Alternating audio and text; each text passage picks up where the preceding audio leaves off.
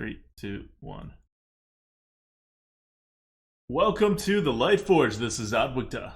This is Merps. Hope you guys are doing well, staying safe, not getting your brains eaten by zombies. Playing some Or Hearthstone. they're friendly zombie viruses that you can get your brain eaten and get it over with. Just throwing it Maybe. out there. Just throwing it out Maybe. there. Doesn't seem like a popular plan, but it is an alternative. In this day and age, we're all zombie chows. We're this is the Lightforge podcast episode that's going to be about Demon Hunter, and we're gonna drill deep into the idea of Demon Hunter, and we're gonna go over really like in depth all of their basic and initiate cards.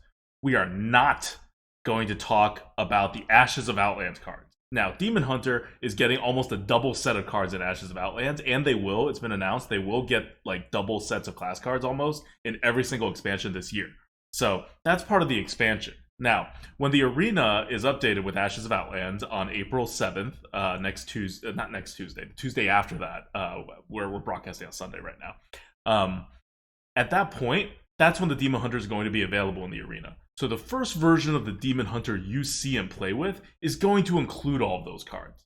In fact, there's probably going to be an off-right bonus on those cards. So it's kind of like, we're not telling you how good Demon Hunter is when you play it. This is kind of like more of a philosophical discussion on Demon Hunter. If you don't know how good Demon Hunter is going to be, that's going to be part of our Ashes of Outlands card review. The same card review we do the weekend before every single major release in Hearthstone. And that's going to cover all the cards as usual. It's going to go for 6-8 hours, however long we do these things for. And it's all going to be up on YouTube. It's all going to be in the Lightforge podcast. But that's all next Sunday. We're also doing what we normally do, which is adding like a full week's worth of streams. That means on release week, we'll be on Twitch starting at 7 o'clock every night. That's Tuesday night's the release, then Wednesday, Thursday, Friday, Saturday, Sunday, Monday, Tuesday, before we go back to our normal schedule. That's kind of what's happening. Okay, now two housekeeping items before we really dig deep into the Demon Hunter. One, we forgot one of our top Patreon sponsors and general supporter of the stream in the list due to a clerical error. We swear. So thank you, Chengen. We want to give you a special shout out just because we messed up last week. We were giving the shout outs. It's not because we hate you. The second housekeeping item is Battlegrounds. So Battlegrounds got an update that I don't think anyone was particularly expecting, in that they added one minion in, took out another minion, and then they announced, effectively, it's actually a bug, but they've announced that another minion will enter the Battlegrounds with the release of Ashes of Outlands. Merps, why don't you kind of go into what's changed and what impact it's had? Sure. So, Cobalt Guardian is dead. Long live Cobalt Guardian 2.0. So Cobalt Guardian is gone. It was the card that a good number of people complained about, especially Crip. That was his boogie monster of BGs. I mean, it was the best card on tier 3 for like. It was the best card on tier 3. Now. It was Songbird Cora, who now works at Blizzard. She actually gave a short explanation of what prompted this change, and she was basically saying that Cobalt Guardian was a little bit too splashable, which meant it really didn't matter what comp you were making until you were really set in your comp. You see a Cobalt Guardian and you can just sort of like plop it into your composition, and it was pretty good. It was just pretty good. Yeah, like Harvest Golems. Yeah, definitely. It was the Harvest Golem of tier 3. It's better than a Harvest Golem. Well, it worked very well with Harvest Golem. So there you go. But what they wanted to do was, they didn't want to sort of handicap mechs by completely taking it out. So they replaced it with Deflectobot, which is still a tier 3 minion, but it's a 3/2, comes with Divine Shield, so you don't have to Thank you. That was very annoying. And then whenever you summon a mech in battle, it has to be in battle, it gains Divine Shield, and for each mech that you summon in battle, it gains +1 attack. So it's like a Cobalt Guardian 2.0, in which it is a decent amount weaker significantly, but it does have more potential in the late game. So on average, it is a worse Cobalt Guardian, which I think a lot of people think is very fair. And what's the end result? Well, people still play mech comps. You'll still see mech comps with like double deflectos right now. And it's a very fair and kind of like, it's a change that really didn't shake up a lot of stuff, right? And I think that Cobalt Guardian was a little bit too good. I don't think it was like ruining the game or anything like that, but it was a change I think a lot of people find welcoming. And the new Deflecto bot, it's good. You see it, and I don't think it's really impacted. It hasn't really changed much. So the other minion. Okay, before we get that, I want to talk a little about Deflectobot. Just that if you're used to playing with Cobalt Guardian, you're like, what's different now with Deflectobot? It's not as good when you first get it because it's not a 6/3, it's a 3/2. It comes with the Divine Shield. So before, if you can get it on the same turn, right? If you can get a Cobalt and then put a mech out on the same turn, it's like way better than this guy. But two, it's better in the late game because it keeps growing, right? And by the late game, that 3 extra attack doesn't really matter, and the 1 lower health doesn't really matter. And I think the most important part is that now there's more incentive, like slightly more incentive, but I used to do it all the time inadvisedly anyway, so now I'm just getting away with more stuff. You can triple it. And especially if you get like a late one, you really should triple it. Because you're not like, it starts out pretty small. So yeah, they made something that and Cora addressed this as well. She was saying they wanted to make a mech that you wanted to triple more. With Cobalt, only if you got 3 very early on did you really want to triple it, and then at the end game you're just like, I just really don't want to triple it. Like it was a lot of the times a bait. So just really good design by Blizzard. Like to keep an archetype intact. Just weaken it a little bit by taking away that unit, but saying, all right, if you still want to go end game mech comps, go right ahead. It'll still be just about as powerful, after you've buffed it, after you have all of the synergies, but we don't want it to be that dominating tier 3 unit at the very beginning. Yep. Okay, so the other minion is a Murloc. I don't remember the name. Do you remember the name? I mean, it's a normal Murloc. Like, it's going to be in the game in Ashes of Outland. They're just pulling it from Ashes of Outland. It's not like a special battleground card. So it's going to be a tier 3 4/4 Murloc, and it gives all of your other Murlocs +1/+1. All right, so the name is Felfin Navigator.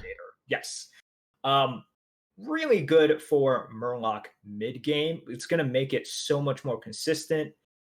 Because right now, Murlocs are those minions that you buy a lot early game, and then there is a huge chasm in the mid game in which if you try to go Murlocs from the very beginning and connect it all the way to the end, you got to have a lot of faith. And you got to be really lucky.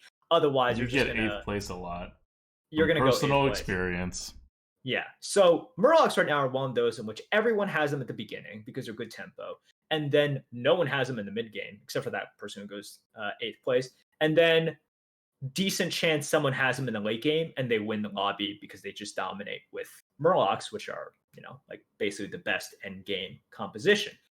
And part of the reason why mid game Murlocs are not good is just because they don't have consistent buffs. Right now, it's really just Cold Light Seer on tier 3, and then there's a huge jump to Begurgle on tier 5.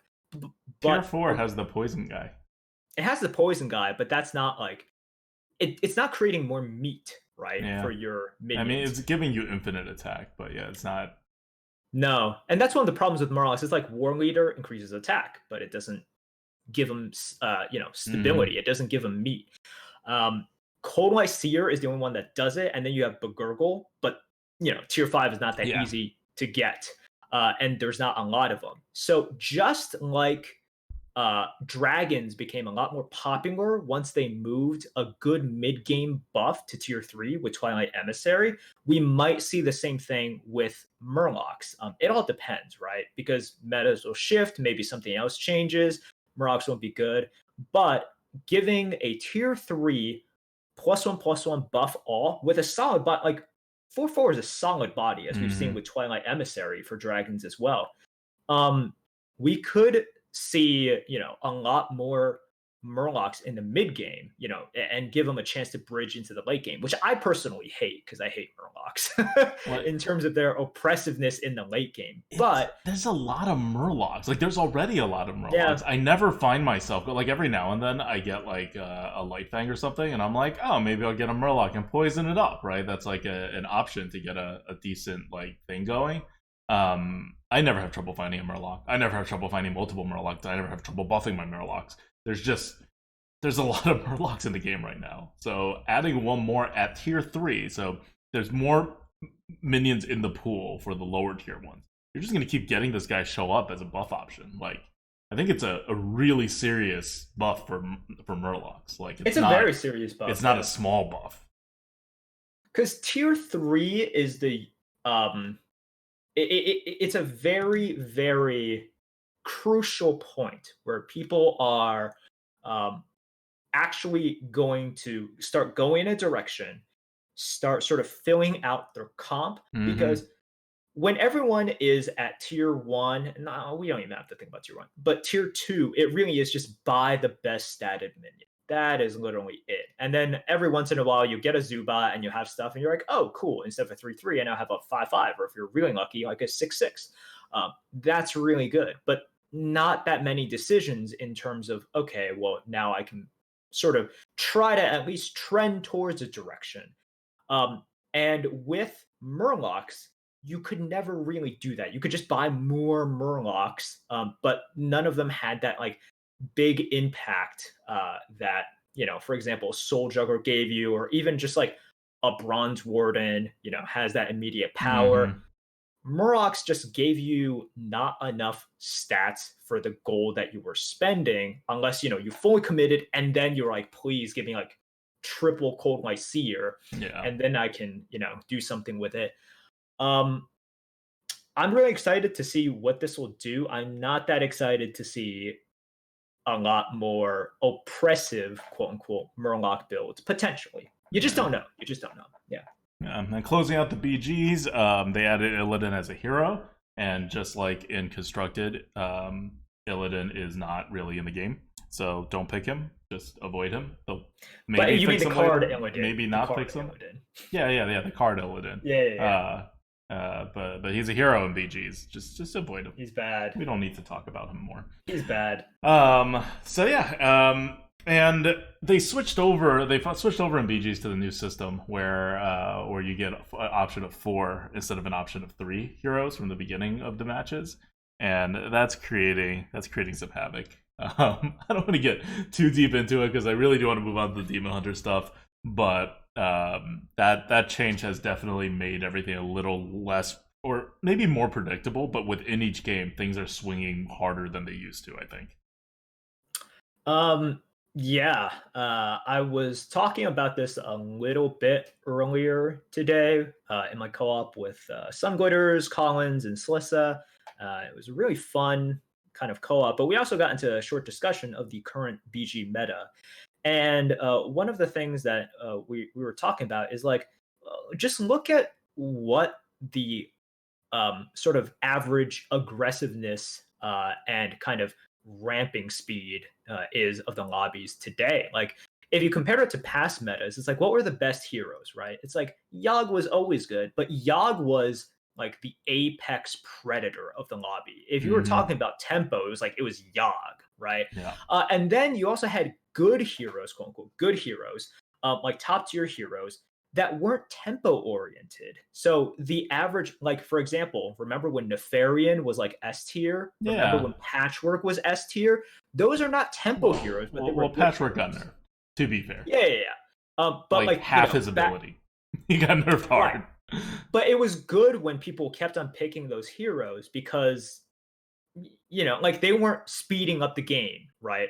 But now you have Millhouse and also you have Finley, which means you have two Millhouses potentially. And Yogg hasn't changed, but Yogg can't compare at all to Hmm. Millhouse. Like, if Yogg was the Apex Predator before, now he is just like, yesterday's news compared to Millhouse, which is just so much more aggressive. And it has changed the lobby in like really, really, like in a really high rolly way. So you have to play a lot different now, but it is very punishing. Very punishing. People are tearing up incredibly fast while keeping tempo in the first place because of these lobbies that it's like, okay, you have Millhouse, you have Rafam, you have Yogg, you have another Millhouse because of Finley, and then just like all these tempo characters, compounded by the fact that there's four heroes, so everyone gets to pick these good heroes, and it's all very consistent. So that's sort of the meta nowadays. Yep. It's rough out there, guys. Okay. So that's Battlegrounds. Let's move on to our centerpiece of this Lightforge podcast. I know you guys are all very excited about our thoughts on the Demon Hunter as it relates to Arena, because Demon Hunter will, and no classes are in Battlegrounds. So this is coming out, again, April 7th, Tuesday. Not this coming Tuesday, but the Tuesday after that. It comes out with Ashes of Outland. Demon Hunter is a brand new class being added to the arena. And they are going to they're going to start out with 5 more cards in the Initiate class than other classes have in their like classic set, and they're gonna have the same amount of cards in the basic set. Then with each expansion, they're going to get, I think, like 5 more cards than the other classes do. So they're eventually going to catch up, but they won't catch up now. Right now, we're doing all calculations and stuff as if Blizzard isn't just going to like dump class cards on you from Demon Hunters, and you'll actually, like, if you pick Demon Hunter, you actually just get a little bit fewer class cards than with the other classes. If we find out the numbers work the other way, we'll change it.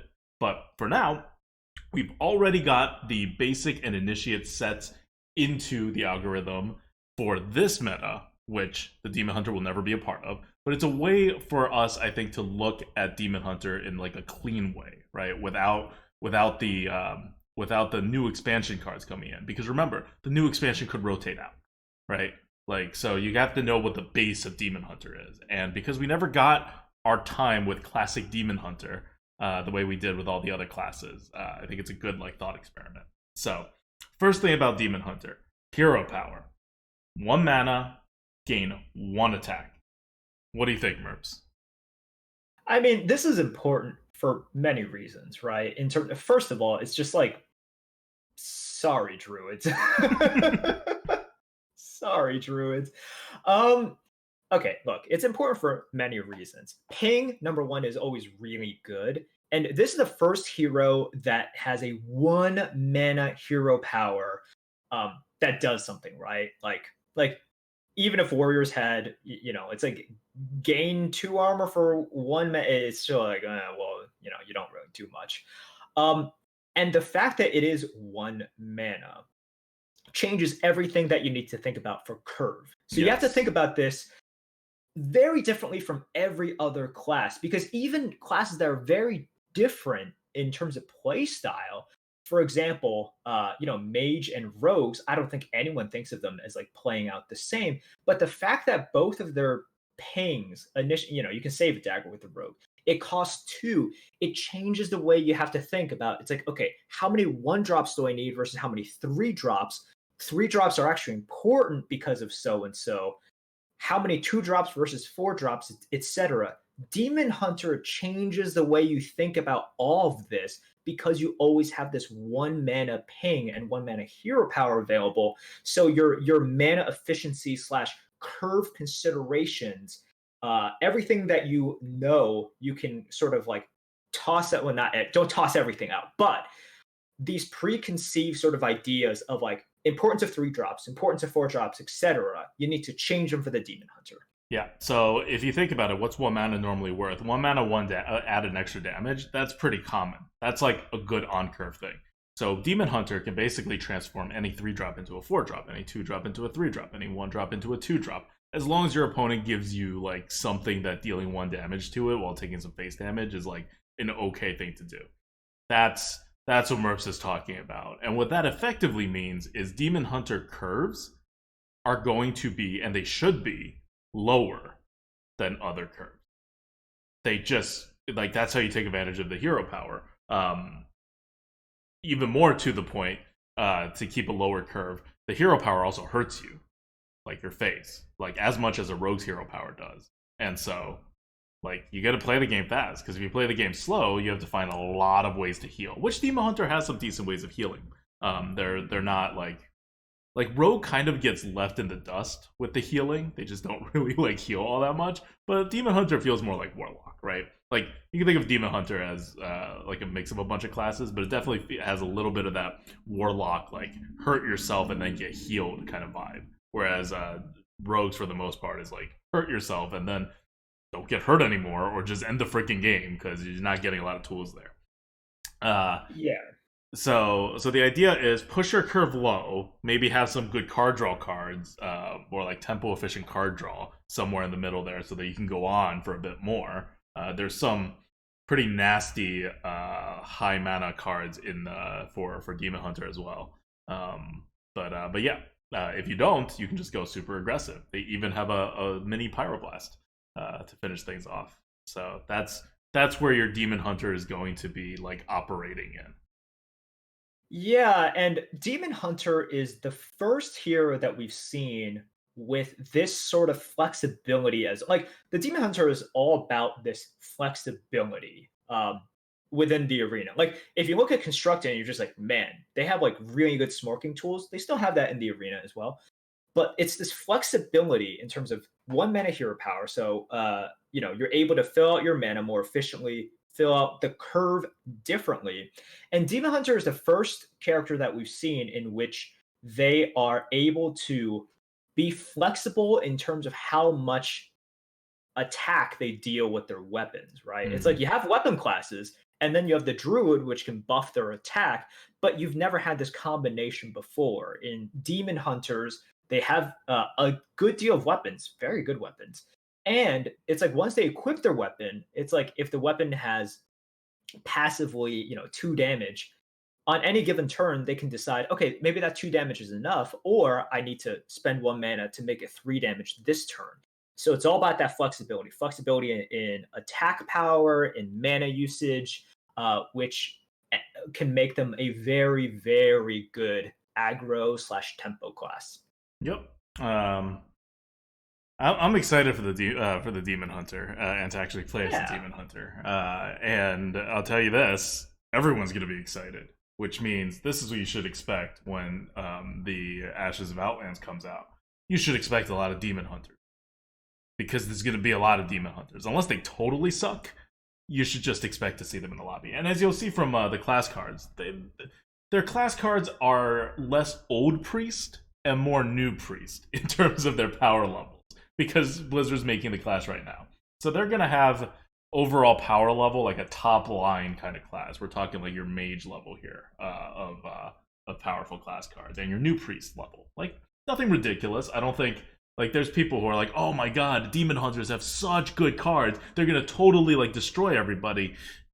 Their cards are good, but it's nothing we don't see in some of the other classes. It's just an A tier class, right? Or like an S tier class with some other S tier classes, however high you want your class tier list to go, in a neutral meta. And here's the thing with Demon Hunter, I feel like it would be very vulnerable to the meta, because this is like Hunter, if Blizzard didn't put a thumb on the scale and say Hunters get free card draw at every turn and all the big ridiculous cards to balance out their hero power.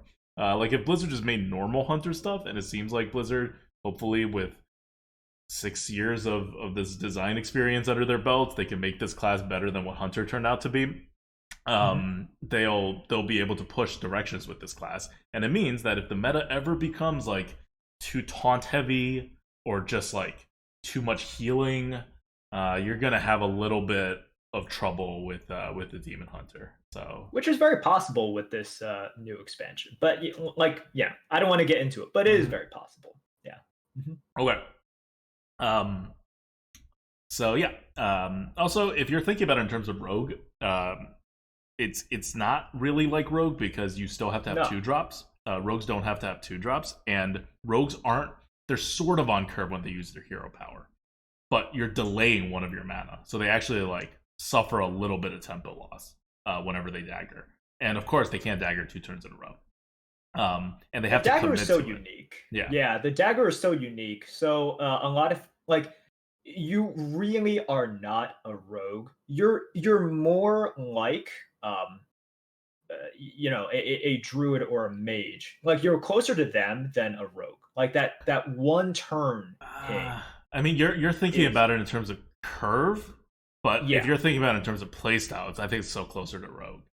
I think it's Um, close to the hunter. well, okay, yeah, closer to hunter. It's like It's hunter closest plus to rogue. hunter. Yeah, Yeah. yeah, I agree. And because you can deal, I mean, you deal that 1 damage to the face potentially, right? Every single turn, the same way a druid or a mage or a rogue can do, in terms of your aggression level, but you get it out more efficiently than those classes. But you're not Yeah. like hunter doubles that output, right? That's what makes hunters so great, and they can't be taunted. Okay, let's go on to the class ability. There's one class ability for the demon hunter. This is like the way what's a good example? Overload. Shamans have overload, right? Like no other class really has overload. So demon hunter has one of these things, and it is called outcast. And we'll show you some outcast cards after this. So we're going to go over card by card, everything in the basic set, everything in the initiate set, which is their version of classic. So you'll see the ratings for all of these from the Lightforge tier list. But outcast is just a bonus that triggers if this card is on your far left or far right in your hand. Now, if it happens when you play it, so it means if you like have 4 cards and this card's in the middle, you just have to play the other card to make it into your far left or far right. And if you think about how many cards you usually hold in the arena, it's not that much. So this kind of stuff in the arena is just gonna like trigger all the time. Especially as demon hunter, you're probably not gonna play like the like how a lot of greedy classes right now play, which is like discover a dragon, discover another dragon, draw a card, discover this, and you have a hand of like 8 cards. Yeah. From the way that demon hunters play, you're gonna they have ways to cycle. You're gonna spit stuff out onto the board, so your hand is probably not gonna be like some of the hands that you see now here. Yeah. So Outcast is priced basically like it's I don't even know in terms of how Blizzard's pricing this kind of stuff, but you can look at the scores. All Outcast cards are pretty good because they just underprice it. They think it's a bigger negative than it actually is. But none of them are like super crazy. So I think Blizzard has priced Outcast and tested Outcast pretty well. Like I think it'll function in Arena. It's not going to like I know some people think that Outcast is going to just break the arena because of how good it is and how it'll always trigger. It's going to be fine. They're just going to be good cards. Any card that you see with Outcast in it is almost guaranteed to be a premium card. But they're not like Defile. Like you don't they never get out of hand like that. No.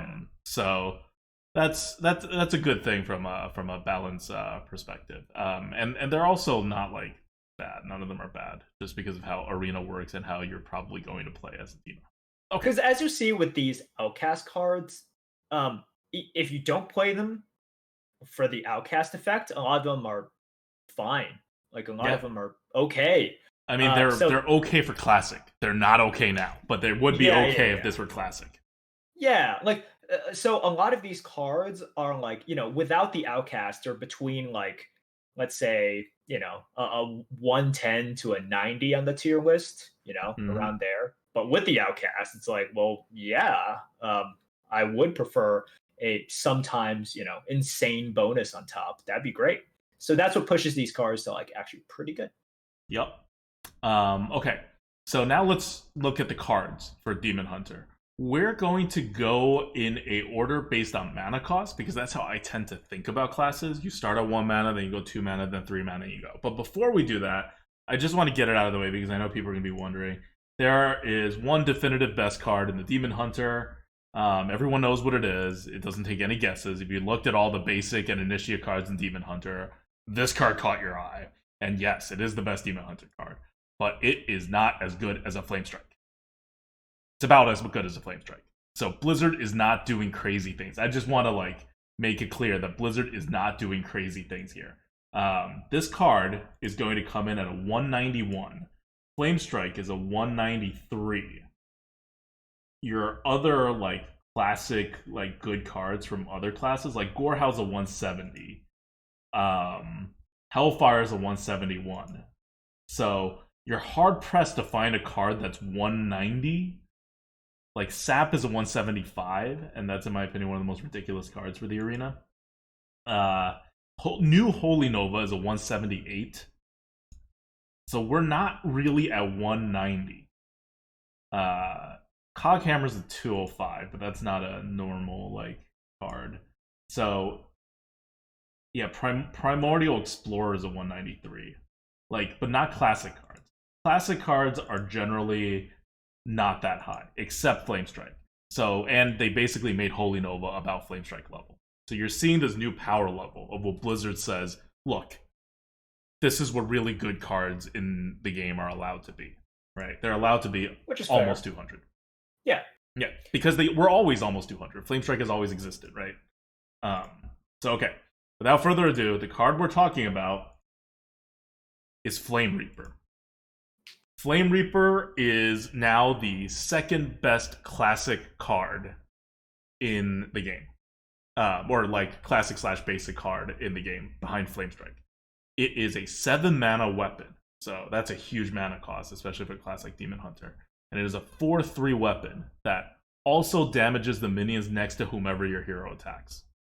So it's like got that cleave effect. And I already see in chat, it's like 3 flame strikes in one. Yeah, it's kind of like 3 flame strikes in one. It's not quite as good. You only get 3 targets, and you have to take a lot of face damage.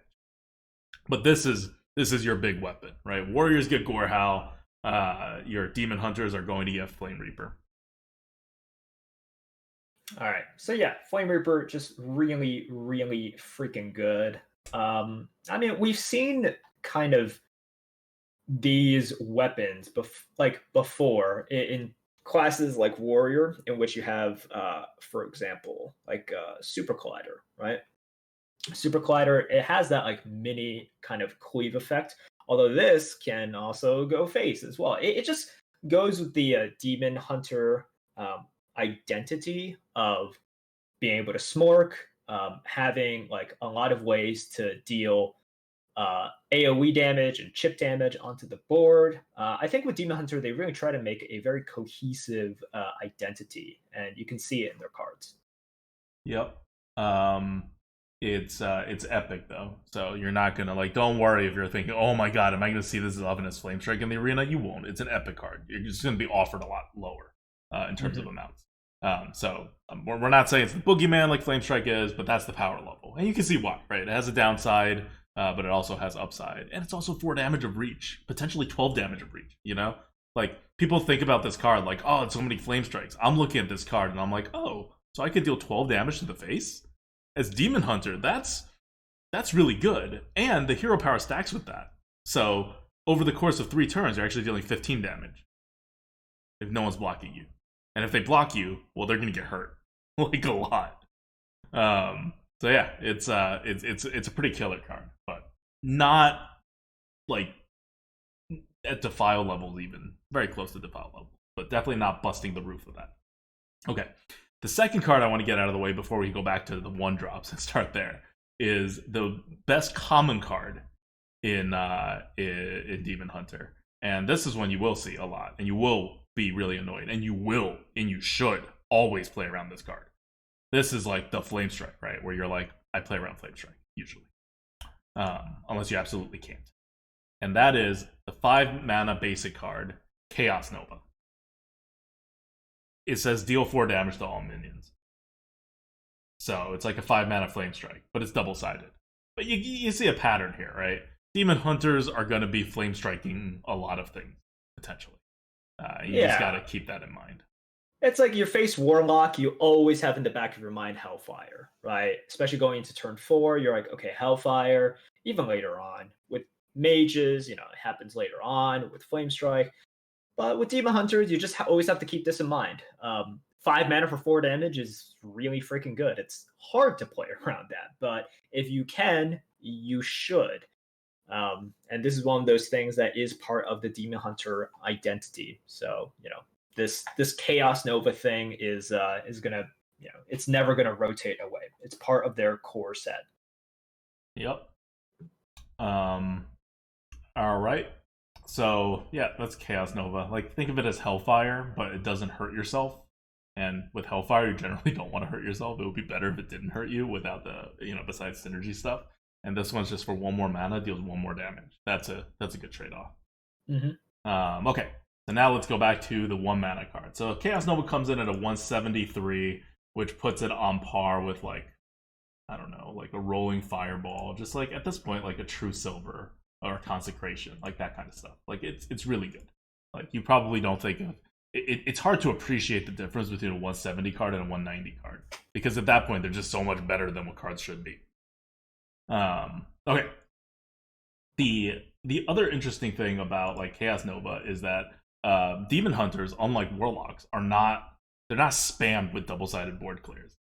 So you're not going to be like, oh, I'm drafting too many double-sided board clears. You're just going to be happy you have a Chaos Nova, because you only get so many board clears with this class. It has like a normal amount of board clears. All right.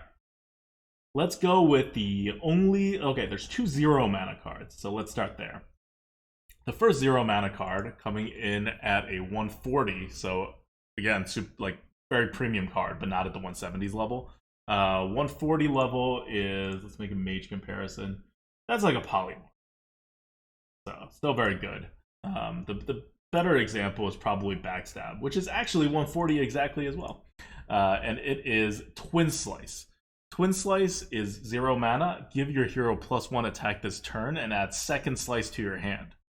Second Slice is a 0 mana card that does the same thing, but just doesn't like add more stuff to your hand.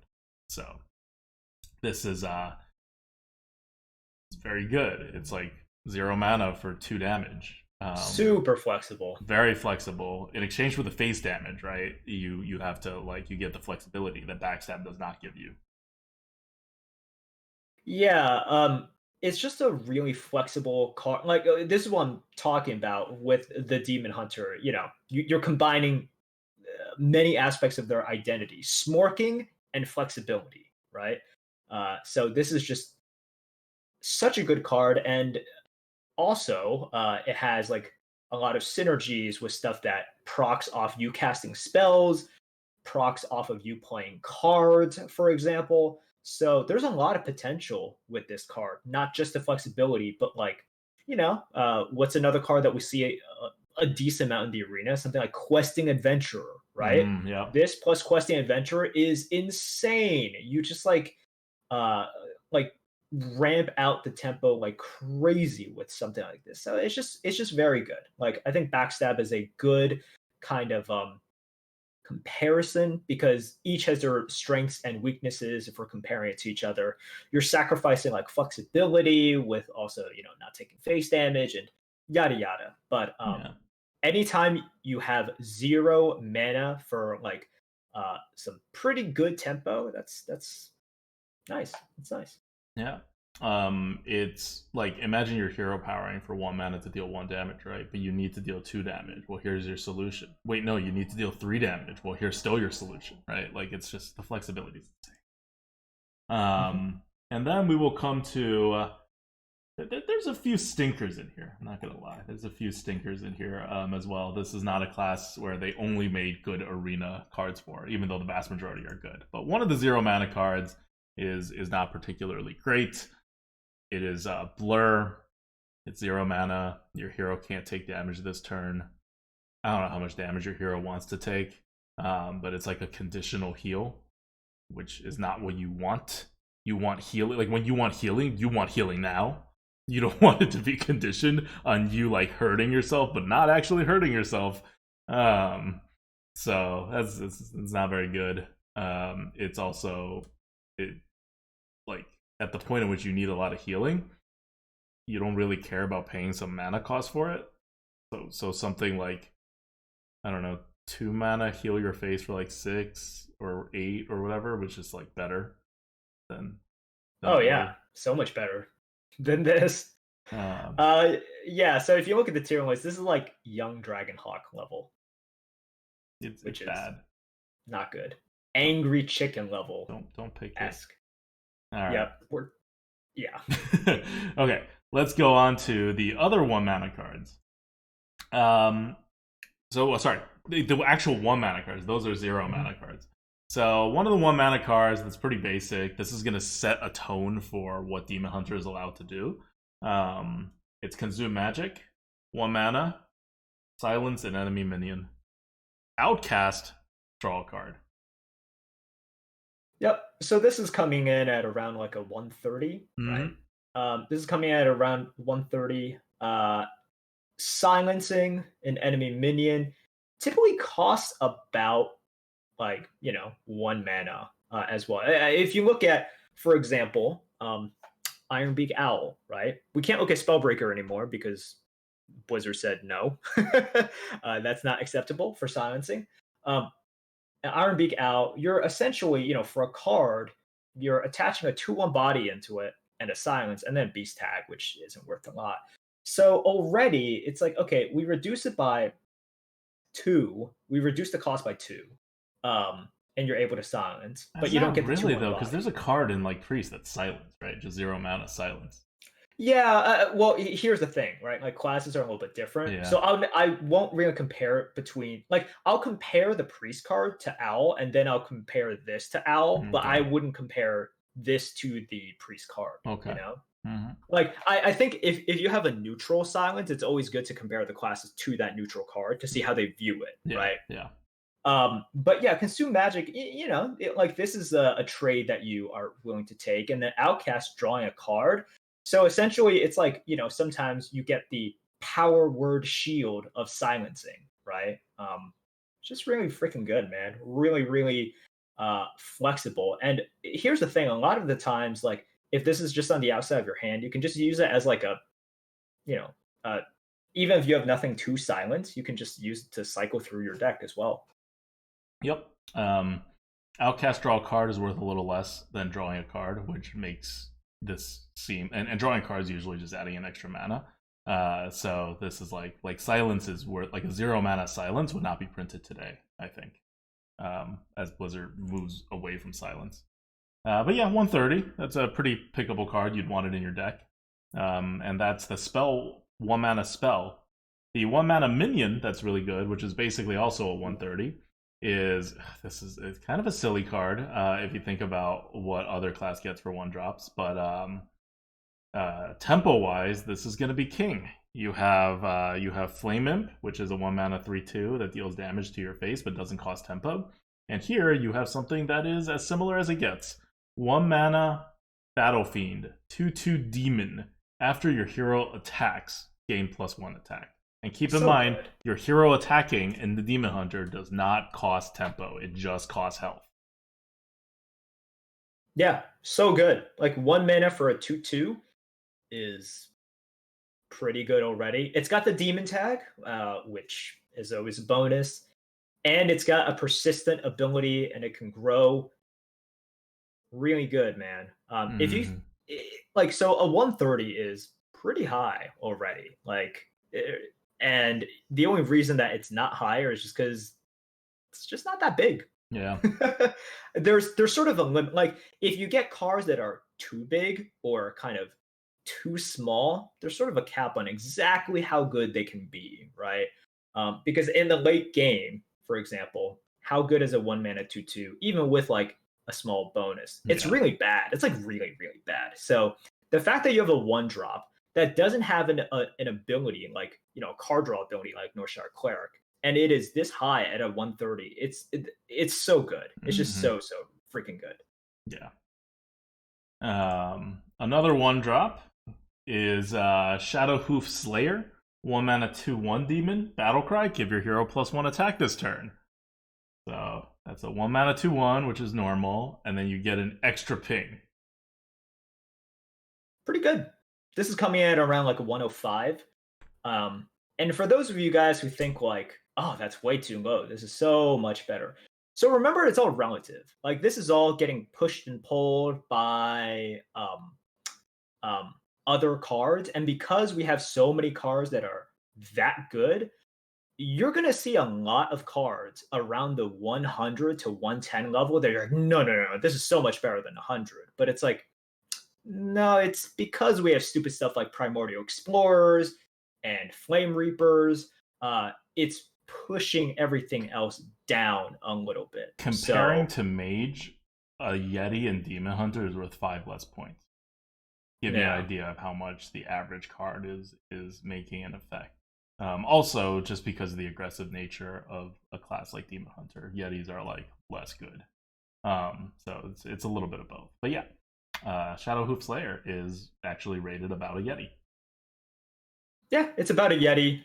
It's a good 15 points higher than Argent Squire. Mm-hmm. So for the the sort of prototypical like one drop that we all know and we all recognize is like pretty good. Well, it's 15 points higher than that, which I think is very fair. Yeah. Okay. Next up is Urzel Horror. Urzel Horror, 1 mana 2/1 demon. Death Rattle, add a 2/1 Lost Soul to your hand. Meh. Yeah. It's a Worgen Infiltrator level, right? Argent Squire level. Like, it's a good 1-drop, but it's not, like, you're not usually... Gone are the days of Classic when you're winning games off of cards at this power level. But you need a 1-drop, it's a 1-drop. Yeah. So this is coming at around a 90, in which if you... it really is just neck and neck with Squire, Mermy, and Worgen Infiltrator. Mm-hmm. It's just neck and neck with those. Like, while the others provide some sort of benefit immediately on the board, whether it's Stealth or Death Rattle or Divine Shield, this gives you an additional little bit of value here. So for us, it's about the same. It really is. Okay. Finally, Mana Burn is 1 mana. This is an interesting direction to take a class. I really like it. It is 1 mana. Your opponent has 2 fewer mana crystals the next turn. So you are burning their mana by 2 with 1 of your mana. So that means on net, you have gained 1 mana, which is like a coin or the new Innervate. Except, instead of allowing you to ramp, it forces your opponent to de-ramp. Yeah, here's the thing, like with Mana Burn. So first of all, the score is around 85, which is not great, right? Mm-hmm. But Mana Burn is one. Remember, the tier list score is basically it's taking all of these situations and all of these turns. It's like, all right, how good is it going to be on this turn? How good is it going to be on that turn? And it averages them out together. And I think we can all agree, most of the time in most of your games on most turns, it's a really bad card, right? Like, maybe not really bad. Sorry. It's just not a good card. But it is one of those cards in which it does extra work for an aggressive class, because if you have set up the board, if you are able to play smartly and set up and disrupt, whether it's the Flame Strike, whether it's the new Flame Striker, maybe there's some neutral like quadruple tyrant that's going to come out in future expansions, who knows, right?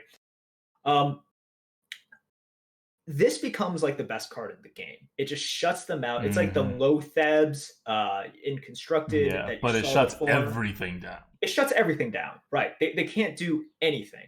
So this is one of those cards in which, yes, the tier score is like, some people might think like, oh, it should be lower. Some people might think like, oh, well, this single card will win you the game a decent amount of time. Not a decent amount, but like sometimes. And I totally agree. It's like, this is going to be the best card for the situation at times. And a lot of the times it'll be really, really bad. But if you play the class the way that you're supposed to, you can get pretty good use out of the card. It just won't be really reflected in the average score. Like, think about how much times we've told you about a meta and we've either predicted it or we've analyzed it afterwards, and we're like, what you want to do is to make sure your opponent doesn't get to turn 7, 8, 9, whatever the number is, right? And definitely more when it comes to specific classes. Well, now you can just extend that by a turn. You've bought yourself 1 extra turn of your opponent not being able to do whatever it is that you're afraid they're going to be able to do. And it could be as basic as like, oh crap, you know what would really destroy me right now? That evasive Draconid thing that's a 7/7 taunt that I can't remove. well, let's just make sure that right before they get to turn 7 and can stabilize the board, that they can't do that. And even worse, after that, it's no longer turn 7. So if that's the card that they're relying on to actually stabilize them, they're going to lose one more mana after that. Like, if you play this card, well, it's obviously more for constructed than arena, but in the arena, there's still enough somewhat predictable or like ability that you know you're taking on this risk by setting up the board a certain way or playing your game a certain way. That if your opponent has this thing that they have like 50% chance to have, you're screwed. Well, just remove that 50% chance. Just remove that doubt. That's what this card does, and it's great for it. And that's what I think most people are looking at it for. But I want to also point to you for another way to use this card. And that's the way you're going to see me use this card a lot, because I don't like thinking about things too much when I play the game. That's why Battlegrounds gets me in trouble a lot. There's too much things to think about. In the arena, here's what you do. It's turn 5, right? And you don't have a 5-drop, because you have a strong, like, earlier curve, because you're a demon hunter. You can play a 4-drop in hero power, but let's say you don't have a target. You play a 4-drop and you mana burn. You gain 1 extra tempo. You may have screwed over your opponent's anticipated 5-drop. You may not have. But let's assume he has a 50, 60, 70% chance of having a 5-drop. You've screwed him over. Yeah. Like, this is not, you don't have to like calculate out the evasive Dracula or the flame strike. Just play it on curve. This card is terrible if it's on turn 10 and you're playing it, right? This is a similar idea to essentially, it's like, do you play the 2/1 into the mage's turn 2, right? Mm-hmm. Very similar concept here, in which the mage could have literally no play and you gave him a play. But because of the way that your deck pans out, it's like, I can't have them gaining a tempo advantage over me. I need to delay them by a turn so then I can start my snowball. It could be a very similar play to that with mana burn. And yes, I do agree. Most of the time, you will be playing it for that reason, which is totally fine. Yeah. Totally fine. And it's like, I know I'm talking this card up a lot, but like, it's an 85. Like, we don't like this card. But it's pickable. It's like, if you're forced to, like, pick it. Don't pick like a freaking Murloc Raider or something, you know. Okay, 1-drops. All right, let's look at 2-drops, or 2 mana cards. The best 2 mana card is, to no one's surprise, Umberwing. That is a 2 mana weapon. It is a 2 mana 1/2 weapon that summons 2 1/1 Fellwings. It's like the 2 mana version of Muster for Battle. Yay! Because we all know that Muster for Battle was a totally fair card. It's a 132, which is like a low premium, and you may think, wait, but isn't Muster of Battle really, really, really insanely good? Well, yes, but this is not Muster for Battle. It's not as big as Muster for Battle. And you're not Paladin. Yeah, and you're not Paladin. Your face matters. Like, you don't want to hurt yourself that much, because your hero power always hurts you, and you don't even gain a health each time you do it like Druid. And going from a class that already had a ping to now has a ping with an extra damage on the ping. Yeah. And for Paladins, going from no ping at all, and actually your class is pretty inflexible, right, to having a ping and all these additional 1/1s on board. This is sort of the difference. So, like, in terms of value of just what you get for the mana, for the weapon, and for the 1/1s that you summon, you look at them and you're like, okay, the score should be like pretty much the same. But because of the differences in the classes, like Umberwing is just lower than Muster because of the classes. That's it. Yep. So that's Umberwing. So you notice there's a bunch of good 1-drops, and we already told you the best 2-drop. That's a weapon. That's not even like, it's a drop. You do get 2 1/1s on the board, but it's kind of a weird drop. Your next best card is Blade Dance at 119. Now you're in slightly better than a Yeti level, which is not that great. It's 2 mana, deal damage equal to your hero's attack to 3 random enemy minions. If you're just going to use your hero power with it, then it's an Arcane Explosion for 2 mana, which is pretty damn good. Like, because Arcane Explosion is pretty good. But if you have any kind of synergy with it at all, then it becomes really good. And remember, this is not Blade Flurry. You're not even destroying your weapon.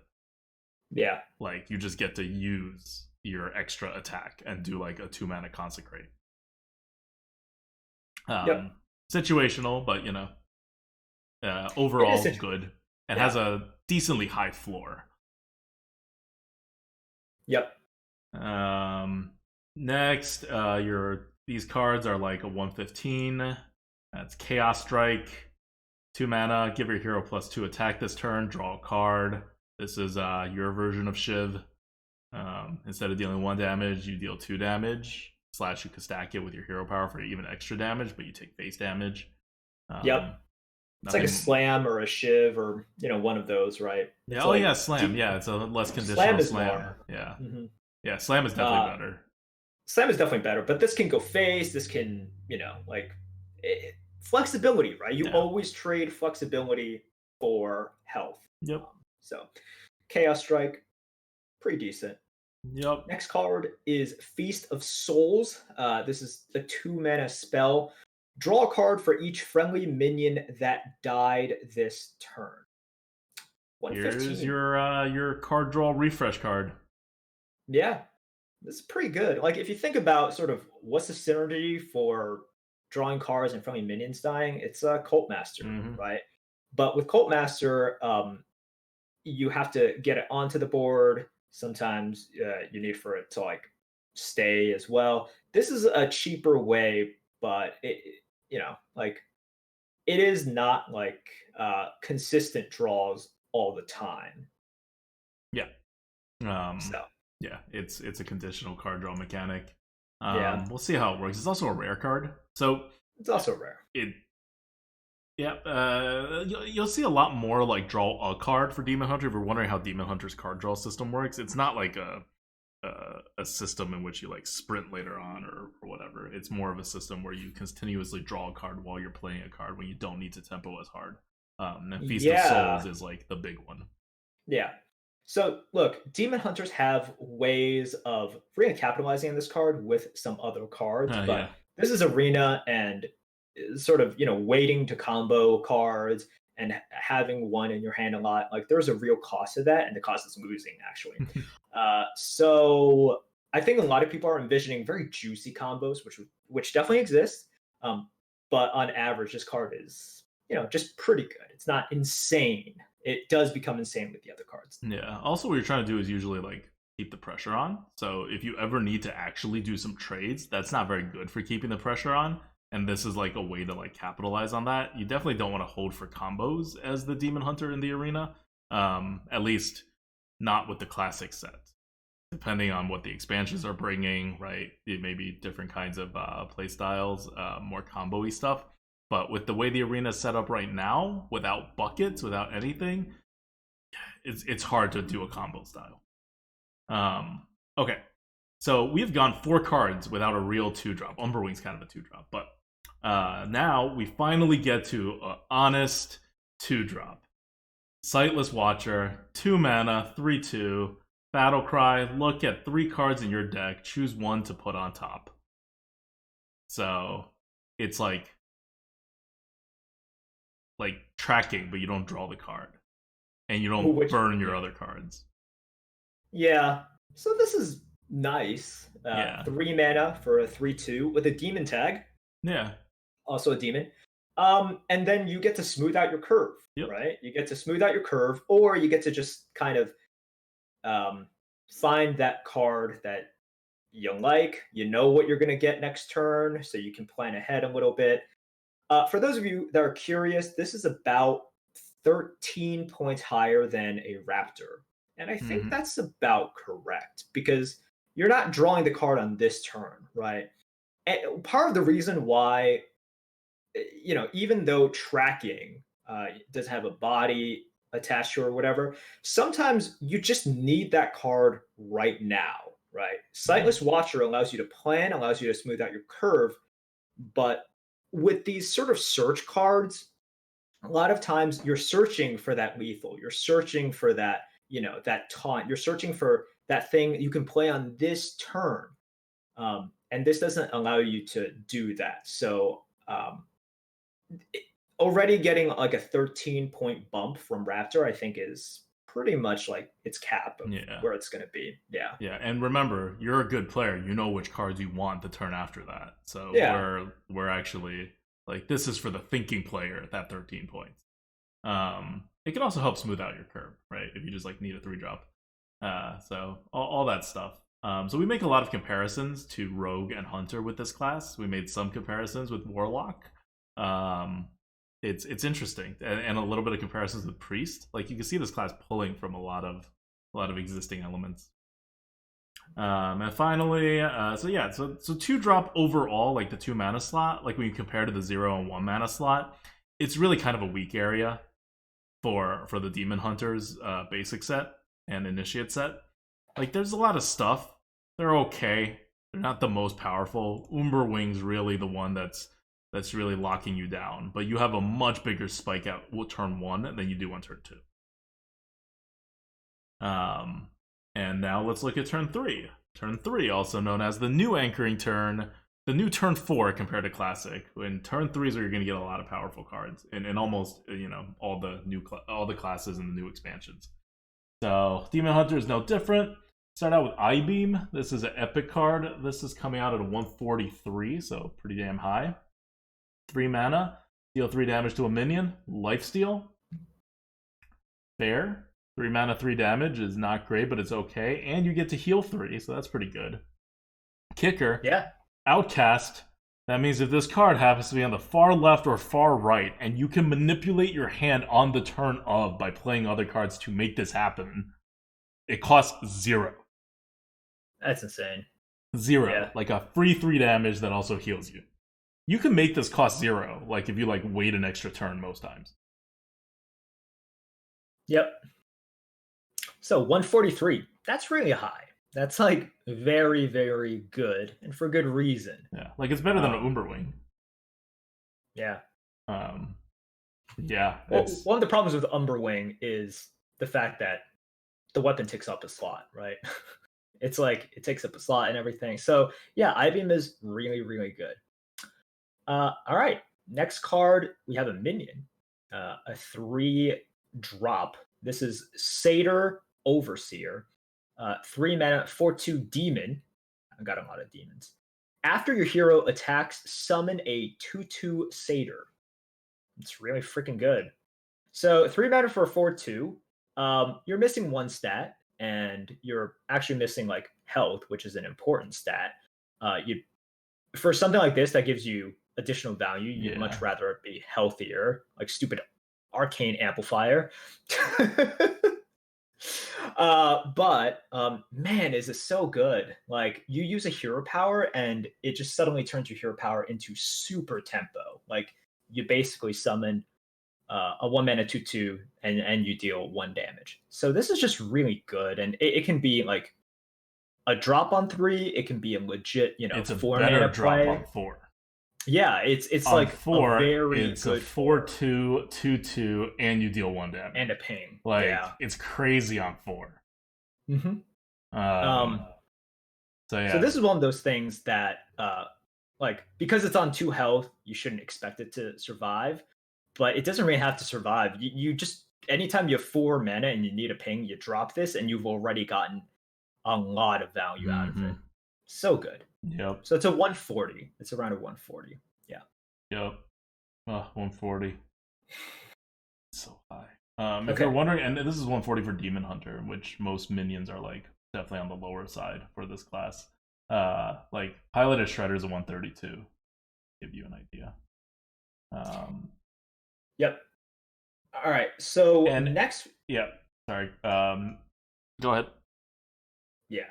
Because I want to get through. I don't want this to be like a preview of next week.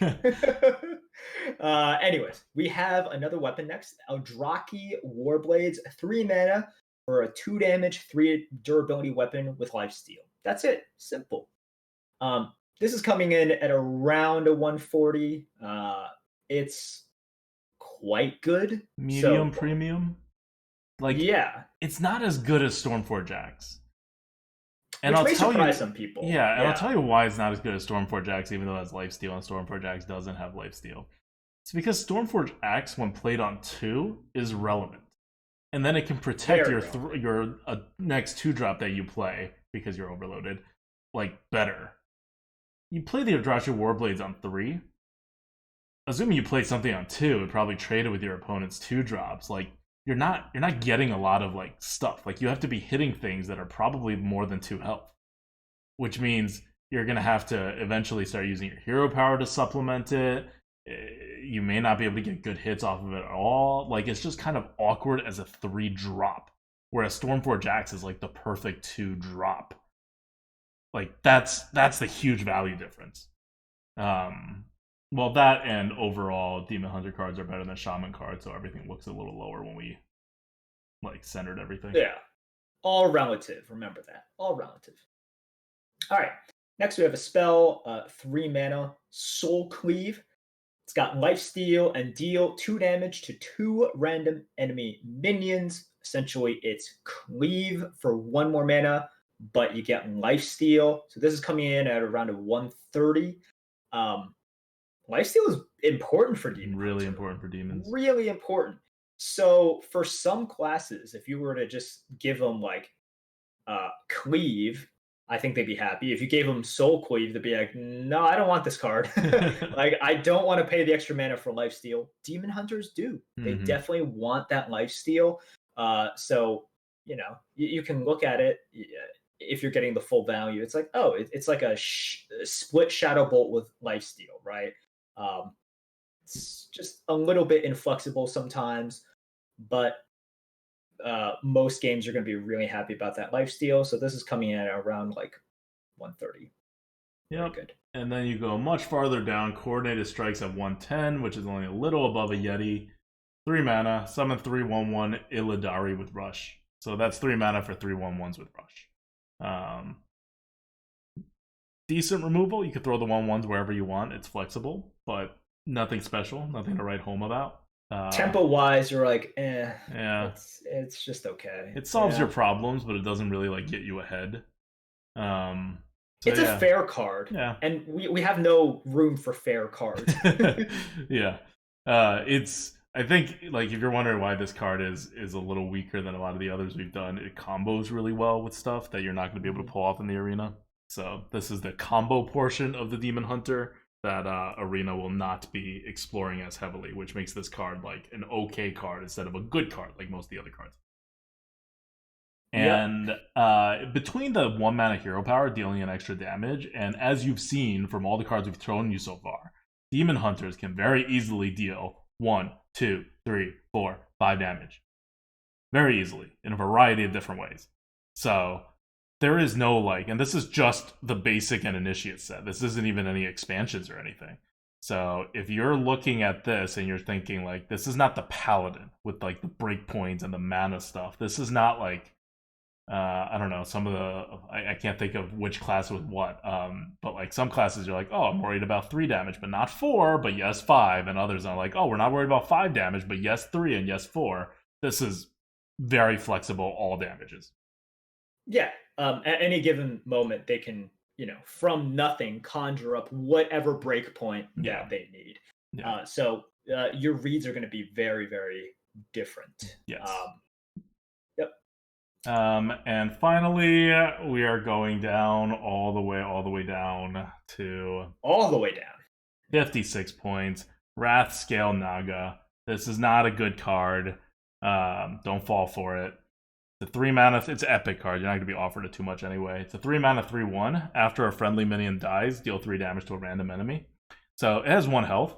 You're using it for 1 turn. It's going to die after this. Like, it's not living on the board for another turn to get more uses. 2, it deals the 3 damage to a random enemy, which could include your opponent's face. So and sometimes you want that, and sometimes you don't. And in order to get that, you have to trade your minion into your opponent's minion. Your minion has to die. So usually when you're doing that, you're not looking for the face damage.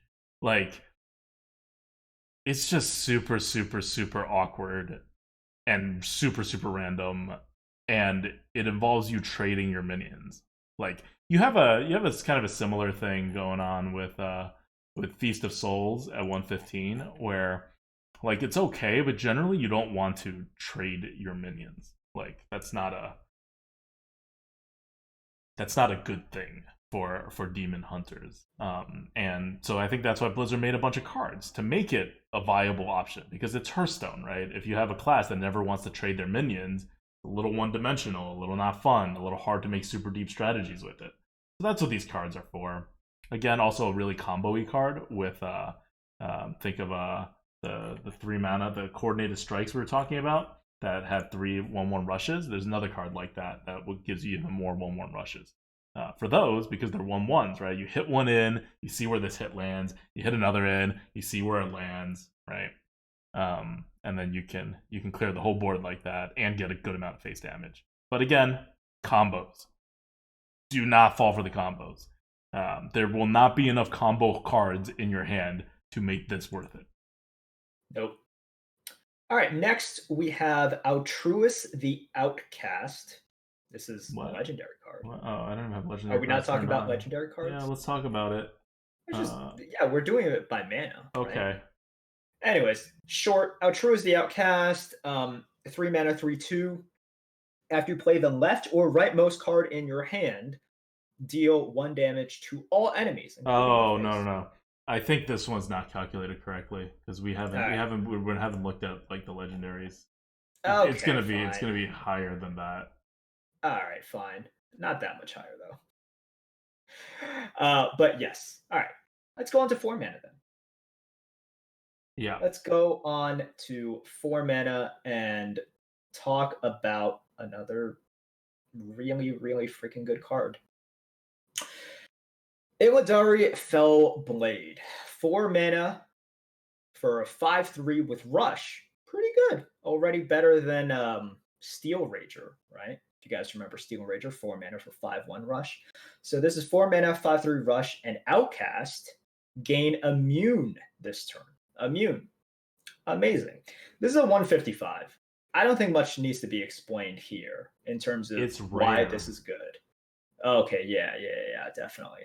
But this is a 155. Remember in Advocata's rankings, if it's above a 150, it probably shouldn't exist in the game. It is just that good. So this is like, it's not as good as Flame Reaper. It's not as good as Chaos Nova, but it is really, really, really freaking good. Yeah. 155. Let me find other 155 4-drops. I'm just gonna try to find them, like, because it's also like a 4-drop most of the time, and I don't think I'm gonna be able to find them. Okay, Ancestral Guardian. That's a 4 mana 4/2 reborn with lifesteal, but that's not like super tempo-y. That's more like it's not tempo. It's like I'm trying to find like 4 mana tempo cards. They really like went away from tempo. There we go. Saket Sapper is a 151. That's the level we're on here. Saket Supper for Rogue, which is the 4 mana 4/4 with Death Rattle. Return a random minion to your opponent's hand. So like a Death Rattled Sap. That's where we're at with Ildari Fellblade.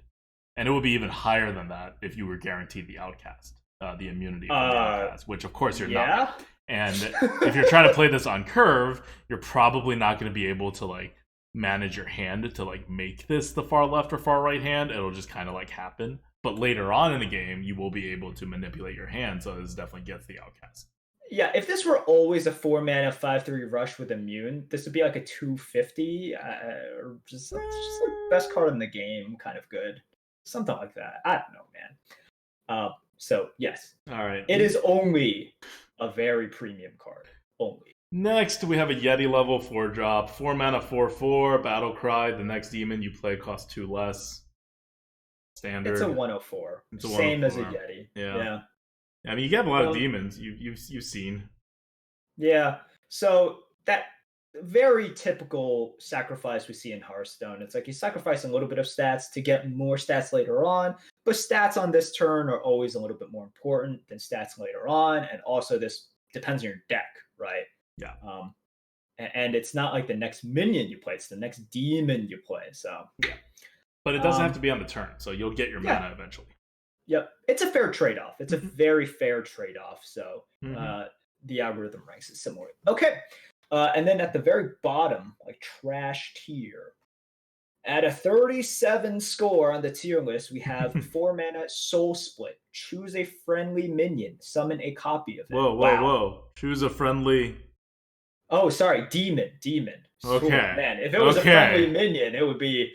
sorry. I was looking at it and I was envisioning better times for this card. But yes, it is choose a friendly demon, summon a copy of it. You got some demons, you don't got a lot of them. There's a lot of small demons.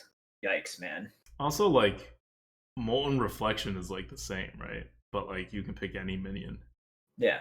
So So it's just a downgrade over existing cards. so It's kind of a yeah. weird move for Blizzard to not make this like 3 Well, mana or something, but classes are different. yeah, okay, That's always fine. their That's explanation. true. That's true. Classes are different. So yeah, we're this is Yeah, you're also in the arena. You can't guarantee you'll have demons you actually want to copy for 4 mana. Like, it's bad. And in yeah. case you're wondering, the expansion is not gonna have that many demons either. Like, this is just don't pick it.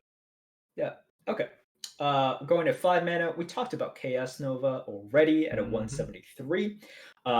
Another premium 5 mana card is a spell called Command the Illidari. 5 mana, summon 6/1/1 Illidari with Oh, so Rush. remember Coordinated Strikes was Oh, 3 mana, summon 3? Well, for 5 mana, you get a bonus one. So, yeah. one of the things you have to think about with this card is, are you getting a bonus one? Because you have a board space issue. You only have 7 things on the board. This summons 6, which means if you have more than one other thing on the board, you're not going to get all 6. Yep. So, if you're wondering why this is not like just super insanely good, it's because we actually don't expect you to get 6 minions too often. Like, you should get it most of the time, but it will involve some like trades you may not necessarily do otherwise, and you can't order it necessarily the way you want to order it, and sometimes you just actually can't use this card because you like to get 6. You only get 4 or 5. Yeah. But on average, this is going to be really, really good. It's like, 3/3, like 3/1/1s worth of damage that you can sort of split up and attack however you want is good. 6 is really good. And then you get the leftovers as just stats on your board, right? So Mm-hmm. this is coming in at 150 to 155 ish on the tier list. So once again, really, really good. And it just works with a Demon Hunter. It's like, however much damage they want to deal, they're going to be able to deal it. There's no real Yep. break points with Demon Hunter. Well, I guess if it's an empty board and you have a lot of minions, it's Chaos Nova. Like 4 is still a quote break point. But if you're looking at your minions and be like, well, it's like, for some classes, 3 versus 4 versus 5 is a magical break point. There's no magical break point. They can deal the necessary amount of damage if they have the cards. Yeah, and not just a 1 minion, right? They can split the damage up however they want because they're just dealing 1, 2, 3 at a time from many different sources. Like, Mm-hmm. just when you're playing against a demon hunter, and you'll play against demon hunters more than you will play demon hunters, just because of how arena works. Don't think about it. Just worry about Chaos Nova because it's so absurdly powerful that if you get screwed by it, you lose the game, right? That's why you worry about Flame Strikes. But don't like worry about the more nitty gritty things. Like, you're not trying to prevent a consecrate when you're playing against a demon hunter. They'll Yeah, get you. yeah, If they want to get you, they'll get you. yeah. they'll get you. All right. So after that, we're still in the 5 manas. Like, you saw, right? There was a lot of good 3 mana curve cards, a lot of good, 2 good 4 mana curve cards, a little bit iffy on the 2s, good 1s. Now you're seeing Command of the Illidari, which is a good 5, Chaos Nova, not really a drop, but you're going to get your first 5 drop here. Glavebound Adept, 7/4 for 5 mana, much like a certain salty dog. But it has a battle cry. If your hero attacked this turn, deal 4 damage. 4 damage. 4 damage. So this is not a 5-drop, is what I'm trying to say. This is like a panic 5-drop because salty dogs were never all that good. You're dropping this on 5 if like if you're really pushing the tempo and you need this to push a tempo, or if you're just dying or something. Otherwise, yeah, it is not a curve card. You want to play this as a really good fire elemental. Yeah. This is a really it's basically like a fire element. And if you want to compare it to 5 mana cards, like this is the exact same score on a tier list as a Faceless Corruptor, which you will see a lot of times is just also not a 5-drop, right? It's Mm. like sometimes a 5, sometimes not. But both of them can give super tempo. This can also go face, which is really good. Yeah, this is just kind of ridiculous. It is really good. But so for those of you wondering, perhaps it's like, oh, why is it only a 130 to 135 ish? Why isn't it higher? It's like not being able to drop it on curve, especially when it's 5, definitely hurts it. Yeah. Like, also, it only has 4 health, right? This reason Salty Dog's not good. The stat distribution's less than ideal. Yeah. Well, I stopped like just shitting on Salty Dog all the time. It's done nothing, and all you've done. I mean, that's the thing. It's done nothing. That's the whole problem with Salty Dog. Oh god! It doesn't make your opponent salty. It makes you salty for having to put that card in your deck. Yeah. So Twitch Chat naturally is erupting with all the ways you can combo this with a weapon or twin slice. You're more likely than not going to have a weapon in hand at the time and not going to have twin slice. But yes, if you do happen to have those, right? Yeah, it's otherwise it would be a little bit lower. So here's the thing, right? It's like, once again, I think people get like kind of tied up on the scores and they see a card that's really good as like, no, this should be a 200. That should be a 200. It's like, okay, this is about as good as a Faceless Corruptor. Yeah. If are you going to argue with that? No, this is about as good as a Faceless Corruptor. I think that's fair. This is about as good as a Faceless Corruptor. This is better than a big old whelp, right? Which I think is very fair. It's better than a Bomb Lobber. Bomb Lobber lobs 4 damage. This lobs 4 damage. It's much better than a Bomb Lobber. Yeah. It's so much better than a Bomb Lobber. Yep. Like, it's what it is. It's not like these cards are rarely going to win you the game. They'll win you a game now and then. And here's the other thing with like these like happenstance combos. And although they are playing a bigger role in the arena now than they were before, it's the thing with all combos. And the whole problem with being a combo player, if you are a good player, is because combos are swings. And as a good player, because there is no MMR system, like, you want to minimize swings. Because swings hurt you more than they help you. Always. Because your normal win rate is like 75%. It's not 50%. If it was 50%, then swings help you as much as they hurt you. If it's 75%, then swings really hurt you a lot more than they help you. Yep. And everything, like, in the algorithm, there's actually a line that says win percentage, and it's set at 0.75. Just in case people are wondering.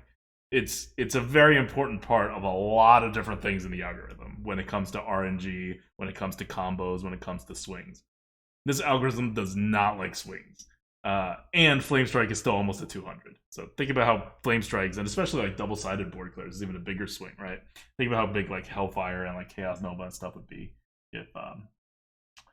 if we weren't coming from the perspective of a very high win rate. All right. Yep. Moving down, we have an epic card, 5 mana, Wrath Spike Brute. It's a 5 mana 2/6 taunt demon. After this is attacked, deal 1 damage to all enemies. So I thought this would be higher. Well, your opponent, you could. The reason it's not higher is because you can't do anything with this card. You can freeze the board. That's the most you can do with this card, because your opponent could just like not attack it and continue to build up a board. And you know what Demon Hunter's like? Freezing the board for the late game, because that's how they win.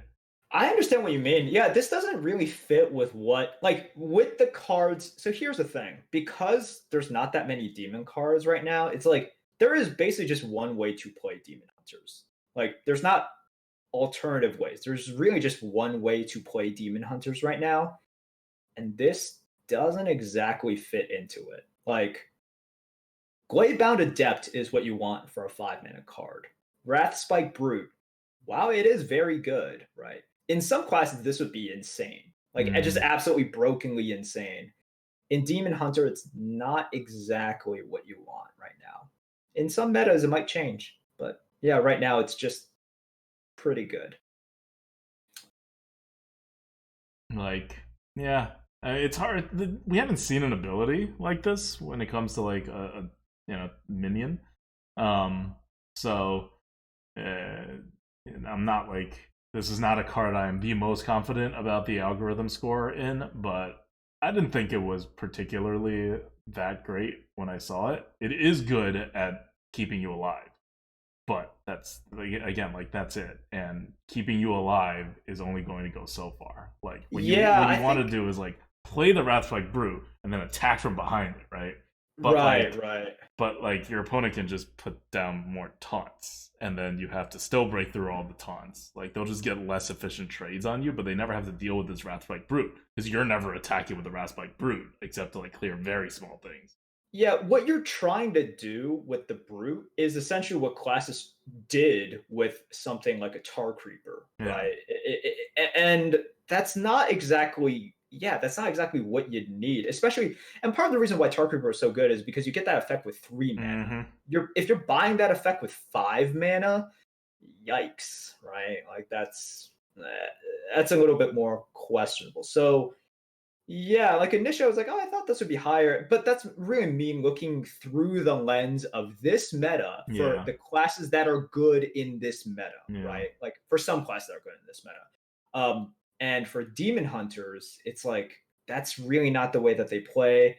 That's really not the way they want to spend 5 mana. That's not how their cards or their hero power is set up. So all of these things impact how other cards are rated. Like, the algorithm knows what card pool you have. They know what hero power you have. When you have a card or whatever that changes your hero power, the algorithm like flips everything on top of that. So like it's pretty clear what the Demon Hunter's trying to do, and so this is questionably helpful, whereas it would be kind of insane in some other classes. But like if you put this in Warlock, it would be ridiculous, as an example. Oh my god. Yeah. Oh my god, this in Warlock? Whew. Oh my gosh. Gul'dan is just like sweating right now thinking about this, just salivating. Man. All right. But also, like, I know we're talking down on it because I know a lot of people have rated this card very highly before, and we are not as high on this card. It's still better than a Yeti. Like, it's rated 5 points above a Yeti. It's rated about where like stuff like Evasive Fellwing is, where like, I don't know, Hailbringer. Like that kind of like level where you're like happy to have it, but not super thrilled. And if you somehow got like a control type archetype to work because of the draft, that's what they gave you in the draft, and you have a lot of card draw and all that good stuff, some heals, like, then yeah, this could be a very good card. But again, it's a high swing card. It's a situational high swing card, because if you're relying on it to do something, and this card doesn't do it because, let's say, it gets removed. Like, even if the situation that you're trying to prevent, which is a board full of smallish kind of minions, even if that happens, you're taking a big risk.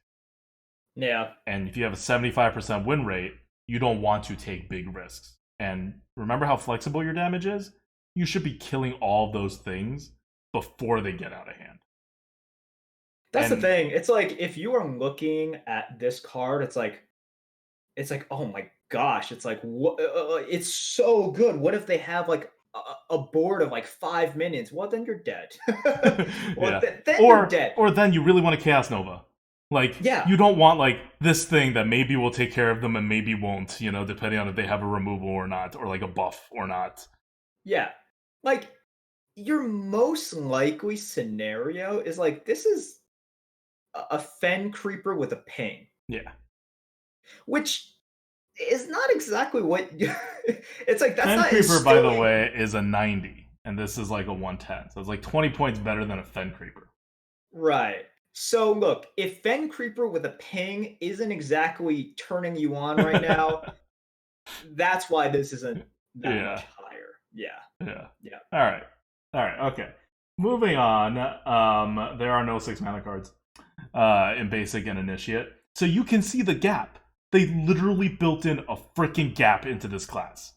That's like, on 6, you get nothing.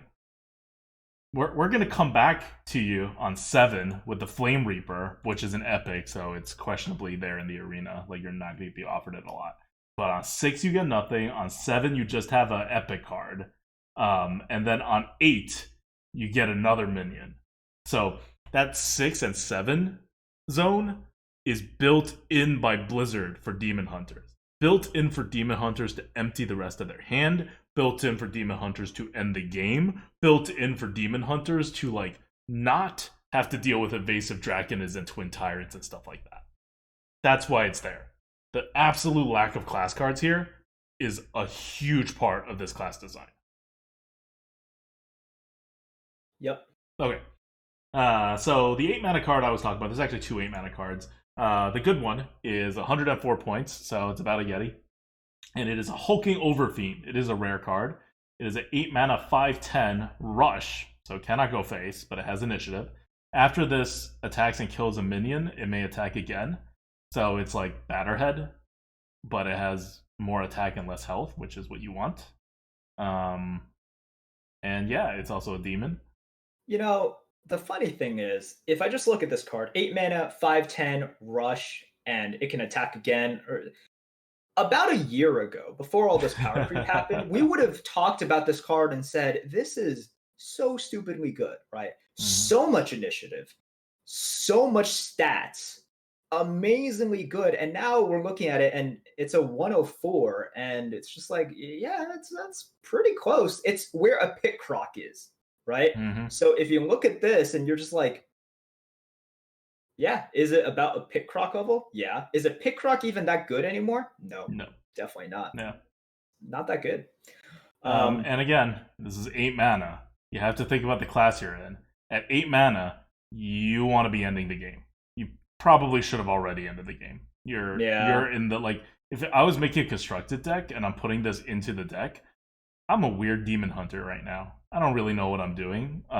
There will probably be supported with, you know, the Ashes of Outland set, but in the basic set, this is not getting you places.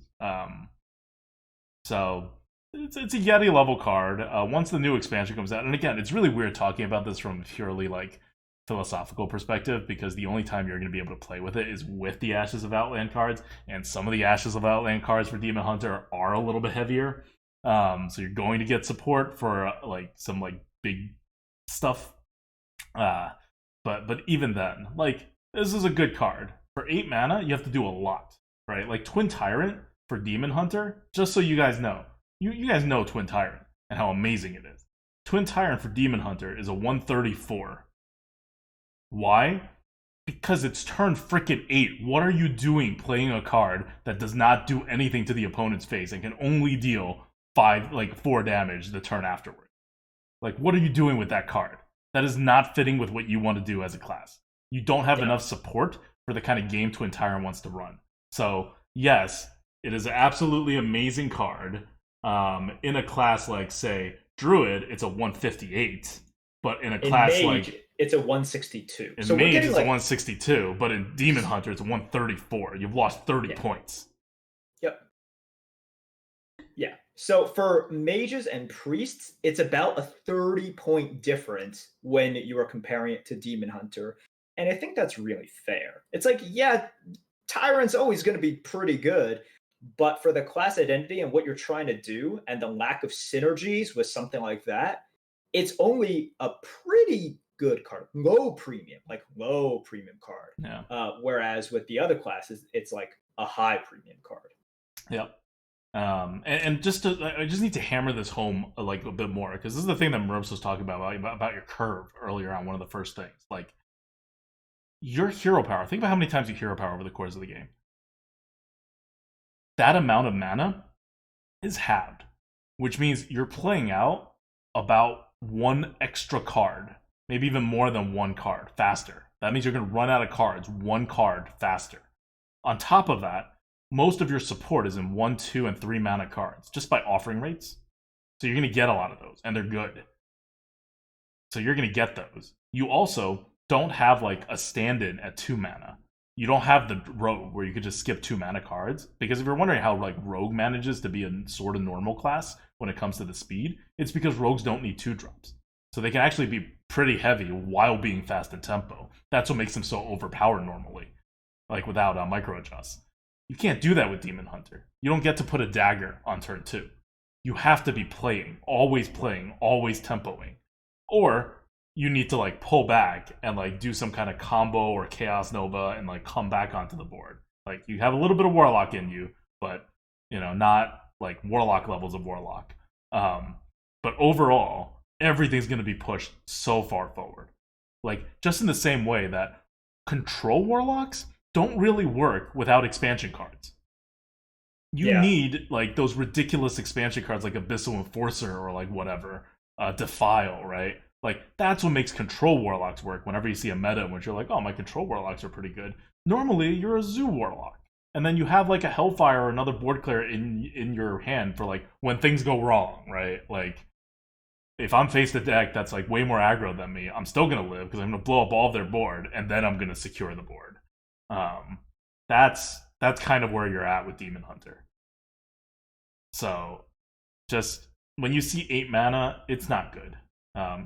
And these scores are all going to change by the time the expansion is released. So we're just telling you these scores using the current card pool, and the current meta, and the current adjusts.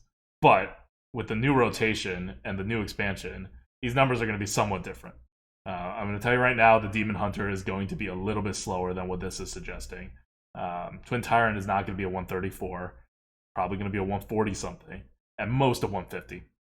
I don't see it going that high. But that's what the algorithm is taking into account for all of this. It means the very core base of Demon Hunter is really that aggressive. Yeah, if you look at right now the class that is known as the aggro class, right? In terms of the hero power, which is Hunter, if you look at their cards, it's not an aggressive class. It's not necessarily that aggressive. Even if you just look at their sort of, non-expansion cards, they do just weird beast stuff, right? Like Hunters. They do weird beast stuff, and they have a bunch of crap on 3. With exactly. Very little on 4, very little on 2, and like nearly nothing on 1. So Hunter's aggression comes a lot from the hero power, and then, they supplement it with their cards. If you look at the card package of the Demon Hunter, it is aggressive. Like they are just like going for the tempo plays, taking the board, and then basically saying you're going to run out of stuff, so you better turn that tempo into a win, right? Like there is very little sustain. You have card draw, but that's not the same thing as end game sustain. To sort of, because the cards you're going to draw are going to be crappier because they're going to be smaller. They're going to be cards that would have been good on curve, but you're not on curve. Yep.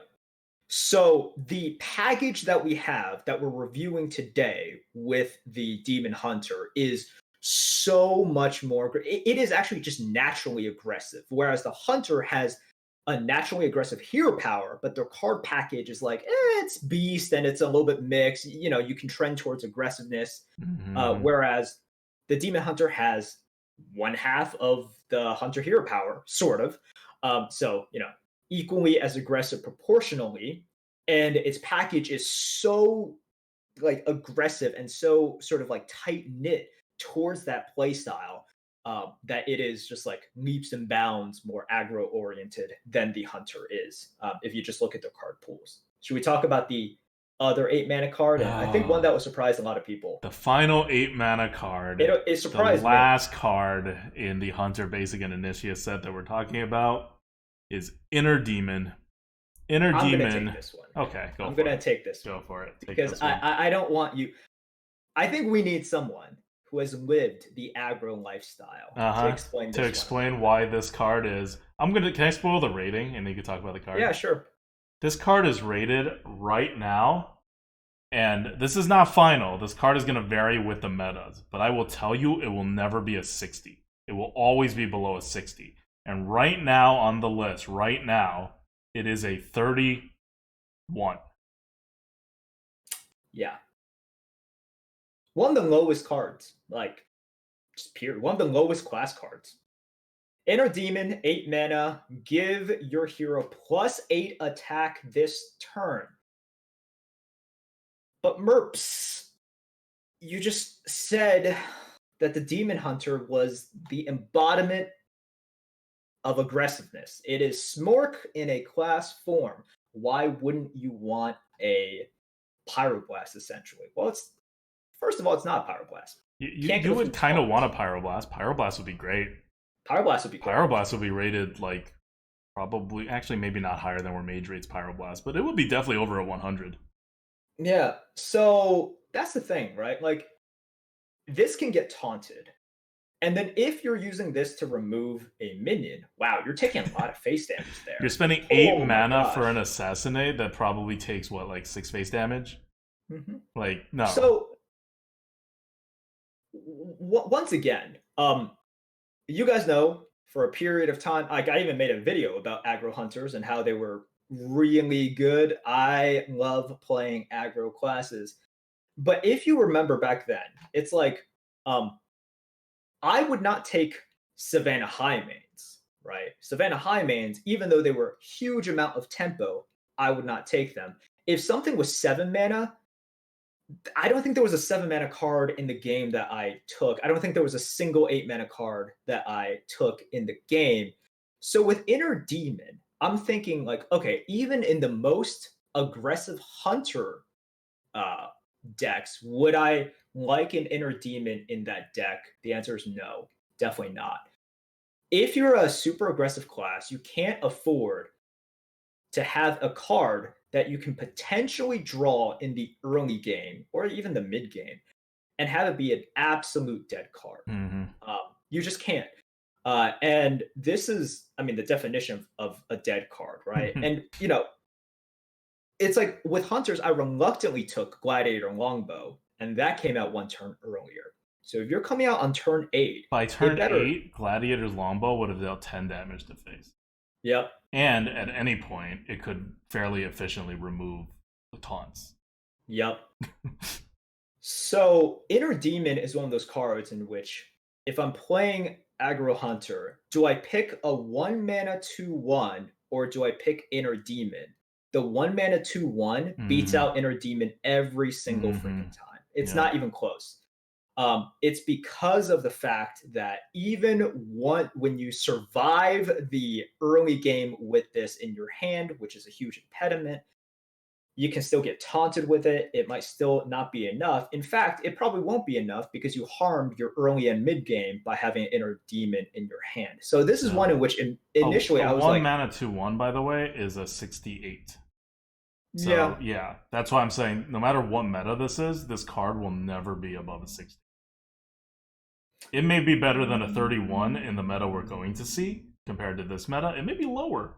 Like, honestly, this card could be a 22 by the time this tier list releases. So here's the thing. I don't, like, it's a 31 right now. You know, in our conversation, I think I advocated for like, okay, it's a little bit too low. I put it at like a 50 or something. Yeah, fine. But I mean, this is all cement. Like, it doesn't really matter. Essentially, any given pick in which you are presented with Inner Demon, the difference between a 30 and a 50, you're just picking one of the other 2 cards. Yep. The message we want to get across is like, this surprised me. Well, it wasn't super surprising that it was a bad card. It did surprise me in terms of how it is a never pick.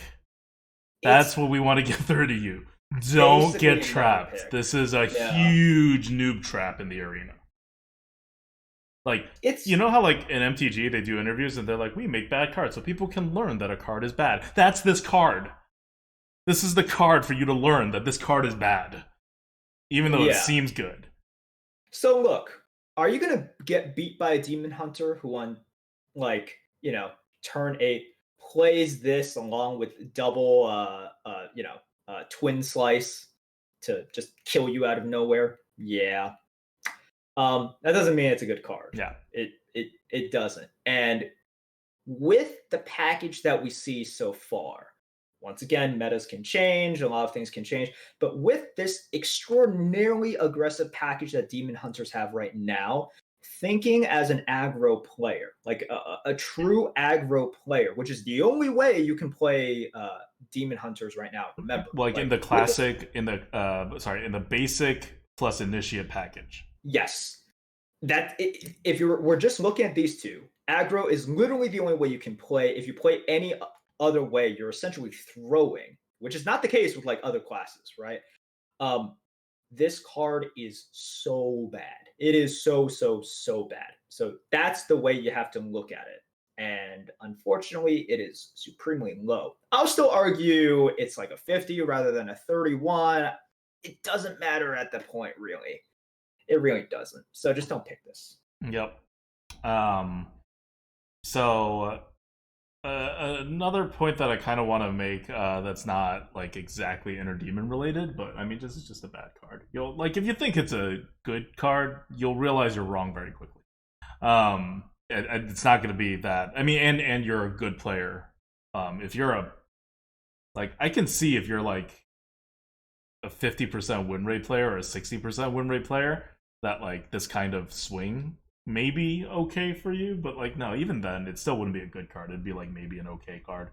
But for good players, you don't want anything to do with this. You haven't even focused on the fact that this gets stopped by literally any taunt. Yep. Literally any size taunt. If you've lost the board, this is not going to get you the lethal. And that's what you need it for. You need it for the lethal. So, and if you have the board, you can keep hitting face. Like, this is, like, it's just so bad. Like, the fact that it, like, 8 mana deal 8, like, 8 mana actual Pyroblast that deals 8 damage to the opponent's face would be, like, an okay card for Demon Hunter. It wouldn't be great, but it would be, like, okay. Like, it would be, like, you might draft it if your other choices are bad. But this is just a never pick. And the thing that I want to talk to you about is when you're talking about like aggro hunter speeds. So if you're playing the Demon Hunter, you'll notice this. You're slower than a hunter in terms of your cards. Like, you don't want to draft as aggressively as a Merps Hunter. Even though we keep saying, oh, tempo, go fast, your hero power supporting you to go fast. And that's because you don't have the hunter hero power. The hunter can lose the board and then survive 3 turns and get the lethal. You lose the board, you're done. Like, you don't have that much reach. You have some reach, right? You have your like Glaive-bound Adept, which will give you like 4 damage of reach. You have like some other reach like here or there. Like Warblades, like just little bits of reach, right? But you have to draw those cards to get that reach. You don't want to like super rely on them. So you need your cards to end. Like, you need to be out of cards and kind of just top decking about 1 turn after a Merps Hunter's level of aggression. Mm-hmm. And 1 turn after, when you have a card pool of that size, is usually like 1.5 cards. So in terms of like your overall speed, you have to shift everything back about 1.5 cards compared to what a Merps. Remember, Merps Hunters are like the super aggressive hunters, the most aggressive you can be, right? Merps barely touches 5 drops. It has to be real good for me, like at 5 mana for me to touch it. Yeah, you don't even like 4 drops. Like the 4 drops you skip make me like, So for Demon Hunters, you probably want to be touching 4 drops. You probably want to explicitly build in like 1 or 2 5 drops into your build, but you don't want 6s unless they're like extremely good and neutral because you don't have class 6 drops. So we're talking like an Evasive Worm or like a Piloted Sky Golem here, or like an Argent Commander, maybe. Like even that's a little, like it's a little slow, but at least it has initiative that can go face if you need it, right? And you don't want to deal with like 7 mana cards unless they're like the absolute top. That's why Twin Tyrant is hurt so much. That's 8, right? Wrap Golem actually is rated right now 1 point above Twin Tyrant, and it's usually a little lower, and that's because it comes out 1 turn earlier, which makes it a little more relevant. So yeah, that's where we're at with this Demon Hunter thing. Like, it's gonna be aggressive. It's gonna be a step below the fastest of hunters. I like to think of this as a normal aggro hunter, not a Merps level extreme aggro hunter kind of like thing. And that's just because you need that extra turn for the face damage before you lose your board, or else you're not gonna finish them. Like it feels more roguey, right? Like, but without the ability to not have 2s. Yeah, definitely. Because I would get like 80 to 85% of the way there, and I just have put faith in the hero power. Yeah, and you should. Hunters. That's like that's the whole point of the hunter hero power. Yeah. But here with the Demon Hunter, you can't exactly do that. And it's part of, it's the lack of damage with the hero power, and it's also the fact that you can get taunted, right? Yeah. So you do have to hold on a little bit more. Whereas with my super aggressive hunters, sometimes I'd just be okay going face on turn 4, and whatever happens to my minions happens. You definitely can't do that. Like, you got to still respect your opponents, Try to keep your board clean on turn 4, turn 5 as well, and then 6 is where you can start really thinking about it. It's like, all right, this is the point where I close the game. Whereas sometimes I just let go on turn 4. I'm like, all right, I'm done. Time to just ship it in and go all in. So this is why like the Glaive-bound Adept is really good for a Demon Hunter, because you're going to use those 5-drops. Like, you're not that aggressive that you want to avoid 5-drops. Like, in Merps Hunter, you get forced to take 5-drops sometimes.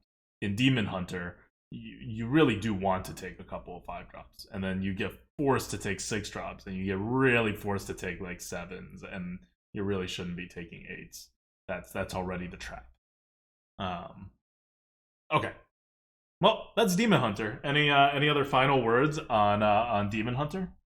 No, this has been really long. Let's end. Yeah, okay.